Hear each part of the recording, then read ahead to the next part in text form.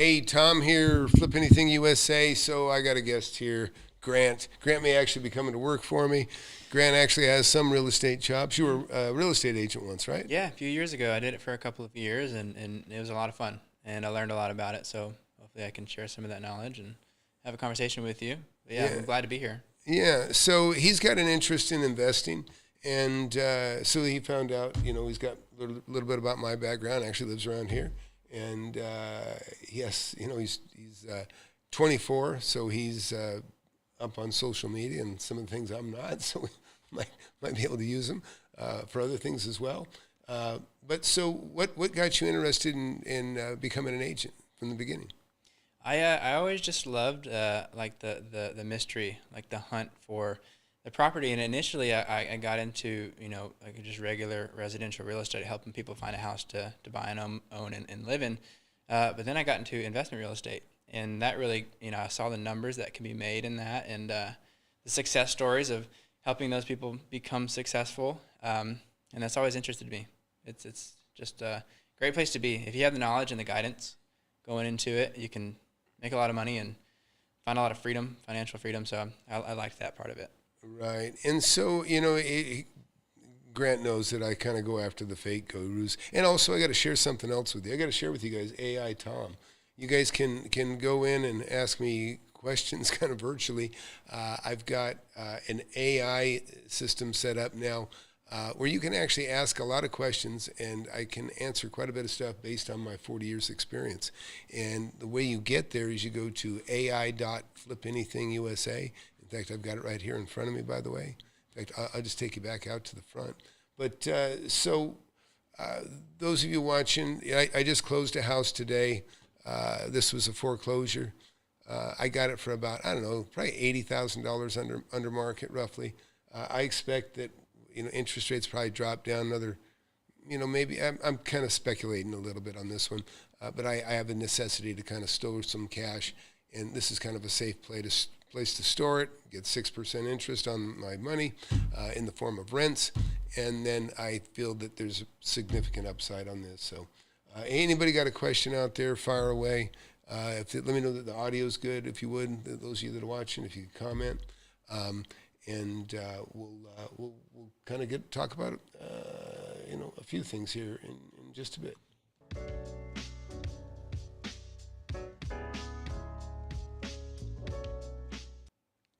Anyways, so the AI Tom, I want to show you this. So you can ask any question you want. In fact, anybody want to ask a question, or how about what do you want to ask right now? What's a question you'd like to know about? What's the best way to identify a great deal? All right, so I'm going to punch this in. And understand that it's answering these questions based on hundreds and hundreds of hours of live video that I've done in Zooms and stuff. A great deal. Okay. And so what you're going to see is virtual Tom is going to basically run through my archives, and let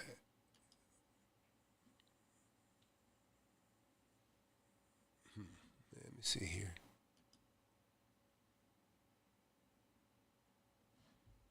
Oh, and it's going to answer back audio. I got to put it in here.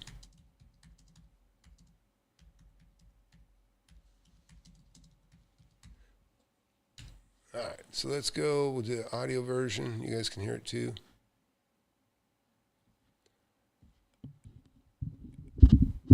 And you'll come back and you'll hear this in a second. Okay. Look, I flipped over 160 properties and made tens of millions. So when I say I know deals, I mean it.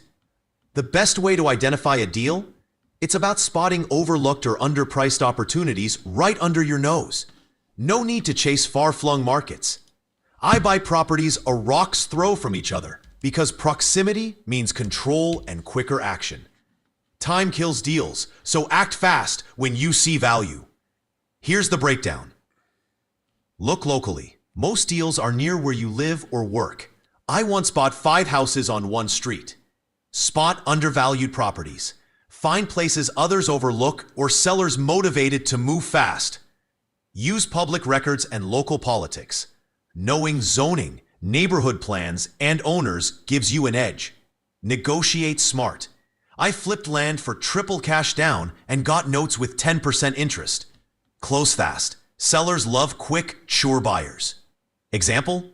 I bought 10 acres for $30,000 and flipped it for $165,000 in 3 months. That's how you spot and act on deals. Check out this video on picking the best neighborhoods to buy. How to pick the best neighborhood to buy. Flip houses. So that's a sample of what you get if you go into my AI. And again, I'm just going to show you real quick. We'll go here. Go to Flip Anything USA. And you'll see here, right? Ask AI Tom. It's that little button you see right above Grant's head and below that. And again, you can get a lot of questions answered, a lot of good information. And so I invite you to try that. So what else, Grant? What's the main thing that draws you to the real estate? Do you know anybody that's already made a lot of money? Yeah, I know, a lot of people, and I think that's what draws me to it, because there's so many success stories. And every success story is a little bit different, and that really highlights that your success story can be one of those stories. And you're no different from another person down the street, but you're going to work harder, you can make a lot of money in this. And that's always, what's been drawing me towards getting into that and staying in that field. Yeah, I was always fascinated when I was younger when I'd see guys that owned, such massive buildings. When you see a building compared to a person, it's so big, right? And there's some massive buildings. In fact, I'm looking at some buildings. We can actually share some of this too if we want. These are some big warehouses, right?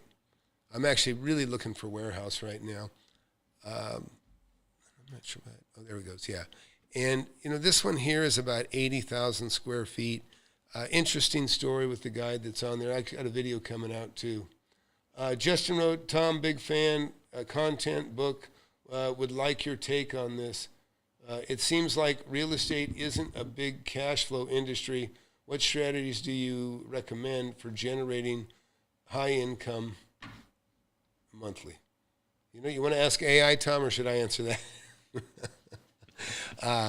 Anyways, hey, Justin, I'll come back to that here in just a minute. I appreciate that. I do appreciate the questions. And but like this property that you see right here, let me make it a little bit bigger.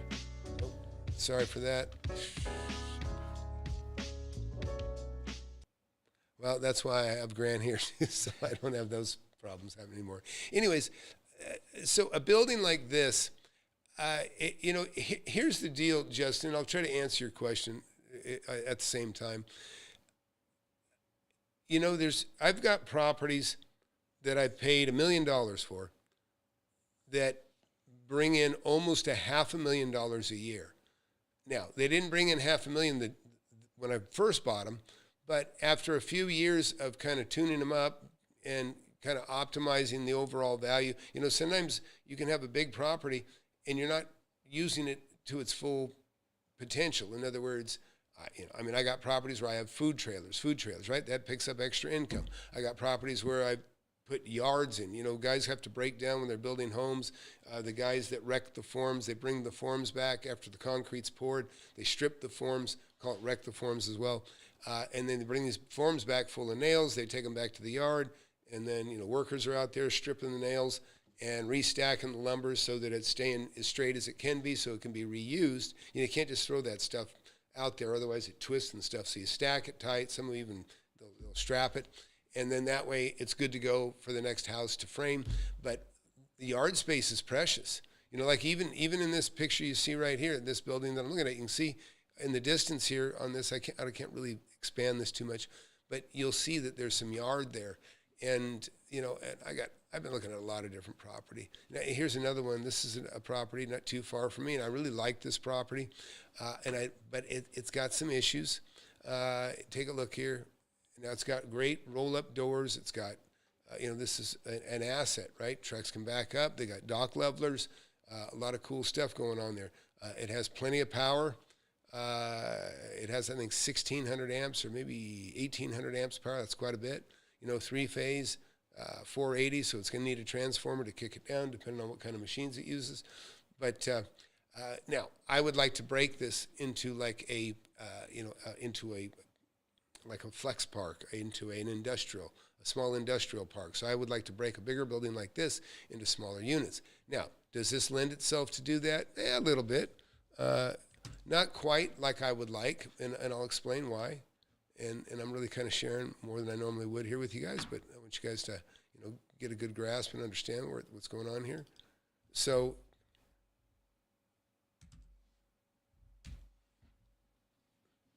let's look at this building.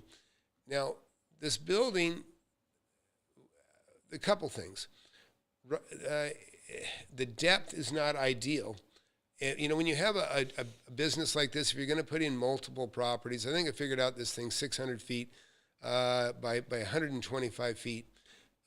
So I could break it into 7,500 square foot rentals, right? 7,500 square foot rentals.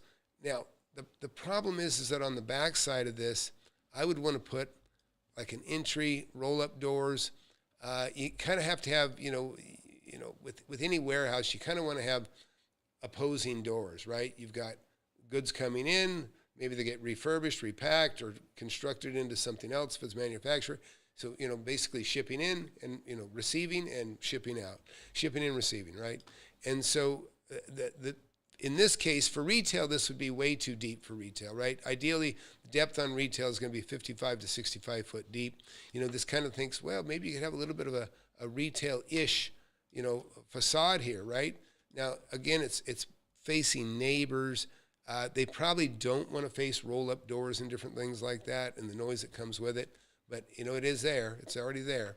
But, and I've had plenty of industrial properties where they can live with coming in and out the same doors, right here. But the other limitation with this is going to be the bathrooms. It doesn't have bathrooms scattered out through one into the other. So I would have to put individual bathrooms in each unit, because you're not going to have a common area bathroom for all this building. It's not going to work unless you have just a single tenant. But so, Justin, kind of what I'm telling you is the way you see me kind of discerning this building is what you would do with any property, right? What else can I do with it? What other money can I get out of it? I can go back and, in history here and go to, let me show you something. I'll show you something. This is for the earliest days, right, when I started. So I'm going back into California now to show you this. And what I'll show you is right in here. So look, here's, this little property right here. So I bought this property for $34,000. And this is probably back in like 1984, something like that. And this was a single house. Go back in the sky here. Just a little house, right? Just a little house on a corner. Well, the fact that it was on a corner, that kind of gives you another access from the side, from the back, as does the house that I just bought today. And I see some similar potential. Now, back then, I was broke, right? I probably had 30 grand. And I had a building I'd already bought at this time too, but I was, what was really cool about this is I'd kind of relied on partners at that time, and I got this property for $34,000 under contract, and I figured it was worth about 50. And so the first thing I did is, where you see this car, I poured that concrete like 40 years ago that car is sitting on. And the fence used to come around that car and go back toward the chimney here, like a normal fence, but I pushed it back into the yard, returned it here, put a gate where you see that trash can. It already had this access, this little drive-up access, so that was lucky for me. And what I did is I turned this into like an illegal duplex. I took the laundry room and kind of reframed it, refashioned it so that it could be another unit.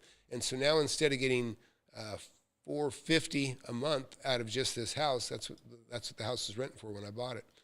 I continued to get $450 for the house, but I also rented now the unit in the back for $300. So now I was getting $750.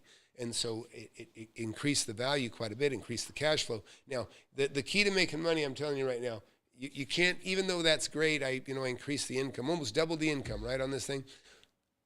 But the problem is that's not enough to live on. That's not going to help you long term. So the big money in this is sell. I paid 34. It was an FHA loan, so I was able to assume the loan. When I sold the property, all somebody had to do was give me $20,000, and I let them assume the note. And so I put $20,000 in my pocket, which was a lot of money back in the early '80s, and now I had another 20 grand to go buy more buildings and bigger buildings and make bigger profits. So always understand that flipping is where the money is. Really, flipping is where the money is. You can't really afford to hold in cash flow until you have more money, right? You got to have more money. You got to have hundreds of thousands of dollars before you can start really kind of hanging on to stuff. Or I can tell you, you're slipping because that's not the best use of your money.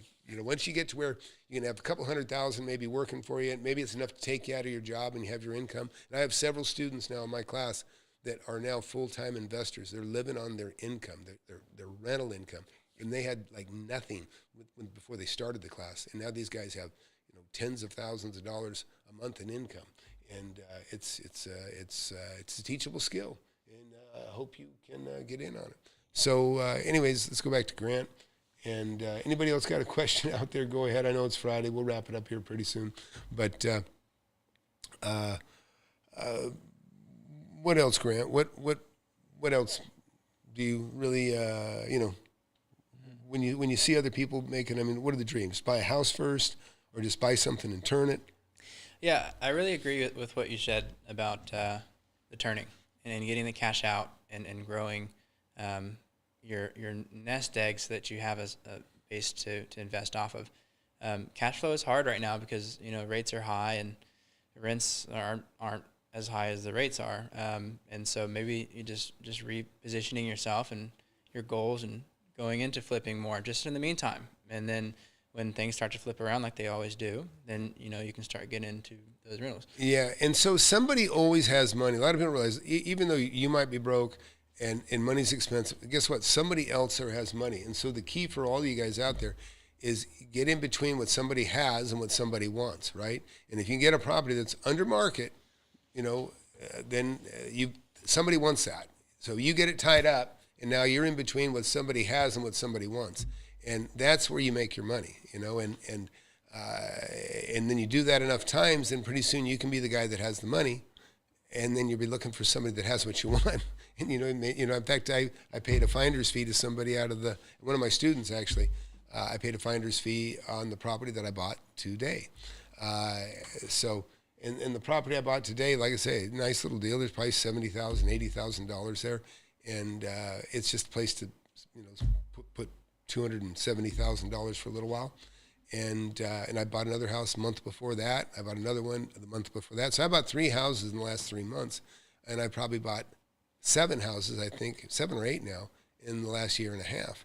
And one of them I turned right away. The others I'm kind of sitting on right now. I got kind of a plan. I plan on rolling 5 or 6 houses into the purchase of something bigger. I'll roll all the gains from those 6 houses into buying something bigger, which is also a really good way, making the use of 1031s, exchanges, and also reverse 1031s, which a lot of people don't know, but that's a great tool when you can take advantage of it. Yeah, I've always loved that about real estate is the creativity of it. There's so many different ways that you can make money in real estate. So there really is a way for everybody to start. Yeah, absolutely. And you can be broke, because let me just tell you how everybody's equal here. Everybody watching right now, if you're broke, don't worry about it. Worry about it and get out of it. But let me just tell you how to get out of it. What you have in common with guys that are much richer than you right now is they don't have a deal. You don't have a deal, right? You both don't have a deal. So the race is getting to the deal. Whoever gets to the deal first gets to take advantage. The guy that's rich, he gets to the deal, and he just buys it, and he makes more money. Now you get to the deal, you get it tied up. Well, now you got something that somebody wants. So now there's room for you to hand it over to somebody else and make your money. And by the way, if you don't have my app, the Bird Dog, it's called Bird Dog, Bird Dog Pro. You can get Bird Dog Pro on iOS and on Android. It's a free app. Urge you to get it. And it puts you in a position like a wholesaler. You can share it out to people. Compare it to Investor Lift. It's free. That's a big difference between Bird Dog Pro and Investor Lift. Is this is free, and it also has some very unique ways of sharing that Investor Lift does not have. So urge you to get that app. Anybody else got a question out there? Come on, don't be a fly on the wall. You're never going to learn anything unless you ask. Okay. Anyways, what else is on your mind? I'm excited. I'm in a position right now that I'm working. I'm 24 and just saving money right now and educating myself at this current moment. And as I save up and I get to that point where I have enough to do something with my savings, I'll have the education right there with it. And so that is my primary goal. Well, that's right now, smart. I tell my kids all the time, a good life is by design. And that's exactly what you're doing, Grant. That's really, that's some, I like the way you think. Because that just makes sense. It's common sense. Yeah. People don't have common sense today, but that's just exactly how you do it. And also, Grant has a job where he has some flexibility in his schedule. Let me tell you, that's one of the best things in the world. When you're bird dogging and looking for property, if you have a job that's flexible, where you can get on the phone, where you can search on the web, or you can get away and drive somewhere. I was self-employed, and I was scraping. I was not making a lot of money. I was just struggling to open a cabinet shop. But you know what? I could pick up and leave any time. Somebody said, "Hey, we got a deal for you." I'd drop everything. I'd go straight there, and if it was a great deal, I'd sign it, and then I would turn it and flip it, kind of like the property you see behind us right now. And those are the things that, by the time I had 9 years, 8 months involved with my cabinet shop, a business that I had, Tom's Custom Cabinets, I was a millionaire. I didn't need it. And so, a customer came in, kind of a shitty attitude, pissed me off. And I thought, you know what, I don't need this shit anymore. And a buddy of mine said, "Tom, why are you even doing this?" He goes, "You own this?" I said, "Yeah." He goes, "You still own that?" I go, "Yeah." And he goes, "What about this?" I go, "Yeah, I still own that." He goes, "Why are you even doing this?" He goes, "You got more rental income than I have income from my job." He goes, "Why are you even doing this?" And I thought, you know what, why am I doing this? And took me 2 weeks, I sold that company, I was done. I've been a self-employed investor ever since. That was when I was 27 years old. And so, it's out there. And I got students in my class that gave up $60,000 a year jobs because they're making $180,000 to $240,000 a year flipping property. And so it is 100% a teachable skill. It's doable. Don't think for a second that it's not achievable. But let me tell you, the worst thing you can do is run into a fake guru, because they will steal your damn soul. They will take the money, the little money that you have, and then you'll be spinning your wheels trying to chase stupid shit that really isn't feasible or isn't really practical to go after. It's not the best path. And then, you waste 10 years, and now you go from being 20 and now you're 30. Guess what? You're burned out. You wasted a lot of energy. Hey, Liam, your shirt went out, by the way. Liam, you got a shirt? Actually, I take it back. Your shirt's going out. It's in a box, and it's heading your way. Also, Tony, you got a shirt coming too. Tony Hellebrand. But hey, Liam, and Liam's a perfect example. A student, it's become a millionaire in real estate, just since 4 years, Liam. And Liam is like in an area in New York where he's in New Jersey too, but where people think it's impossible to make money there. Shit, he made $350,000 on one deal, and that's the kind of stuff that can happen. And Liam's awesome. It's fun. In fact, he was asking me some questions about leasing out commercial property, and we're going to get into that in the mentorship tomorrow with the whole class. And it's very, very cool, because I'm seeing my students just kind of relive my steps, and they're just kind of that's why I say it's a teachable skill. He's made millions of dollars now, he's made over $1 million now in residential property, and now he's jumped into commercial, and he's got a beautiful property that I would love to have, and it's very cool. I know you're in Jersey. But you were union carpenter in New York, correct? That's where I think you were. So it's neat. We got people like, say, New York, New Jersey, whatever. We have people in San Francisco that when they first come in, they think it's impossible to make money. There's too much, everything's expensive. Listen, I don't care if it's expensive where you're at. You're not going to pay full price. If houses cost $1 million, great, because you're going to find one hopefully for $400,000 to $500,000 that you can flip and make $500,000 on, or make $300,000 or $400,000 on. So people say I can't really afford to buy the house. You can't afford to pay retail, but you can certainly afford to steal it and get it cheap, and that's the key. That's the key. What else? So I closed a house today, 1,518 square feet, corner property. It lends itself to where it could have an ADU, right, an additional dwelling in the back. It also, I actually have a tenant that I think is perfect for that runs a business out of their home. So I'm looking forward to actually putting a person in a lease in this thing for a while, and because they can pay good money for it. I might even make 7% cap rate on this thing for the short term that I plan on holding it. And and are you living in an apartment or a house right now? In an apartment. Yeah. Yeah. And what's an apartment run these days? 1,200. And what's that, a one bedroom or something? One bedroom. Yeah. Yeah. Pretty Yeah. good area. Where you at? It is. It's called at 4 Points. It's on like up in the hills and Oh, nice. outside of Austin. So it's a nice area. Yeah, very cool. But the same thing with the apartment. I can find an apartment that is the same size and same complex essentially in a different part of Austin, and they'll charge $1,800 for it. But Right. I went a little bit outside of Austin. I thought outside the box and got more creative with it. I said this area is nice too.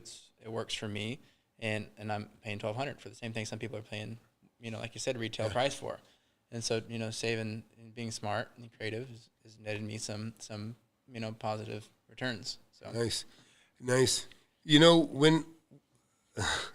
When I was your age, I rented, before I lived in my building, okay, I lived in a trailer on a dirt lot with tractors that were 40, 50 years old all over it. And I paid $110 a month, which was really cheap even then, okay? It wasn't expensive. And when trucks would go by, dust would just go over my trailer. And I actually had a hot tub out there, which is funny because the hot tub was worth more than the building I lived in. It was worth more than the trailer. And it's funny because whatever, we go party and be sitting in the hot tub, and all of a sudden, somebody drive by at night, and then all of a sudden you're coughing because dust is going over you. You can't see. Yeah. But that was my priorities were this: keep my overhead low and make some money, and that's what I was doing. Hey, Russ, good to see you in here. Russ, also another fantastic student, multimillionaire now, from real estate. He came in there. He's already no slouch. He was already into residential property. He's an agent, a successful one. Young guy, 30 years old, four kids or 5 kids now, Russ. Crazy. And he's already made several million dollars since he's been in the class. And he's tickled. He's thrilled. And I'm really proud to have him in the class like Liam and everybody else. But hey, so tomorrow we'll probably do a short one, Russ. Liam's actually already got a potential tenant for his commercial property. So we're going to talk about commercial leasing. And what else? I'll show you guys what I just bought. I'll show you the status of the latest renovation remodel. But anyways, and Grant here, you'll probably see more of him. I think you're a good fit for helping me out here. awesome. Yeah, I'd love to come back again. Yeah, that's perfect. So anyways, hey, I'll see the class tomorrow at 10 a.m. Central. And everybody else, you got a question or something, just throw it in the comments. And like and subscribe. I'd always appreciate it. It helps the channel. And we got more good stuff coming. And looking forward to signing some more people into the mentorship. It really is cool. It's really, really nice to be at this term in my life and just to see other people, get to live the dream and have some of those thrills. Buying, it's like a treasure. It's like a treasure hunt. Really, it's like a treasure hunt. And when you make a deal, it feels like Christmas. And I hope all of you can get that exhilaration and the benefits of making chunks of money, big chunks of money that allow you to buy something. Buy another building, buy another house, and see that income coming in. There's just nothing like it. Oh, hey, Ironworker's got a question. Any tips to finding tenants? We are in Northeast Florida and we have never rented before and are preparing to buy a home to rent out. Sure. Listen, ironworker, one of the easiest things to do is just put a sign out in front of your place. In fact, Liam, who's in the class here, this is exactly what I told him. He's got a commercial center, and I said, Liam, man, get a banner out on the street. Even though he's not quite ready to rent it, I said, get a banner out on the street right now. And first day, he put a banner on the street. He's got a guy that you know is going to probably give him $60,000 a year for one space. And you know, you got to understand, people. You know, a sign is the most powerful thing you can have, because people that are looking in your area for a store, if you have a retail, or for an industrial building, they're looking because they're in that area. They're looking directly in that area for something that suits their need, whether it's a place to live or a place to work. So get a sign out there as quick as you can. That's probably the most important thing you can do. You can advertise it too, but I would say a sign is probably, if I had to do one thing, it would be a sign. And the other thing you can do when you have a sign out there, you know, you can write agent co-op, right? CO-OP. It telegraphs to the agent that you'll pay a commission for a tenant. You know, leasing agents, they get commissions just like, real estate sales agents. They get a commission on the lease. So that's important stuff, and they'll bring you somebody. I got one call on that sign. That was it, one call, and that's your serious tenant, right, Liam? The one call that you did get? Anyways, I'm going to call it quits. I'm going to maybe catch a movie and have some dinner. So everybody, thanks for watching, and look forward to seeing everyone, maybe in a webinar. You can sign up for a webinar, and we'll see you guys. See you then.